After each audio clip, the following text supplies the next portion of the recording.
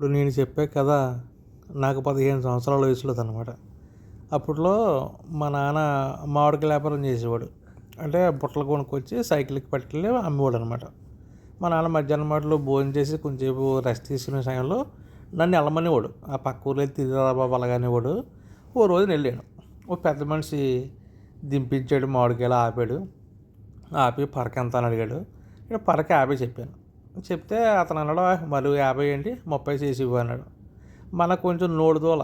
నేనేమన్నానంటే ఈ రేటుకి ఇస్తే ఇంక నేను కన్నాలు వేసుకురావాలన్నాను. అంటే నేనేదో అన్నాను, ఆయన సీరియస్ తీసుకున్నాడు దాన్ని.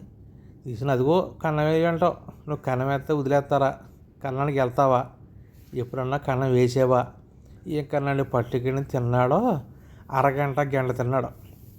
నీకు ధనమే బాబు అని చెప్పి మొత్తం బలవంతంగా మొత్తం కట్టుకుని వచ్చేసాను. మళ్ళీ వచ్చేస్తే ఎప్పుడన్నా ఆ పక్కకి వెళ్తే కనిపిస్తే చాలు, ఏవయ్యా ఏంటి వెళ్ళావా కన్నానికి, నువ్వు కన్నాలు వేసేస్తావు కదా, మామిడికాయ వ్యాపారం మళ్ళీ కన్నం వేసేస్తావు కదా, ఏడిపించి తినేసి ఈడమ్మ నా నోడుదోళ్ళు నన్ను ఏడిపించి తినేస్తున్నారా బాబు అని ఆ పక్క వెళ్తా మానేసాను నేను.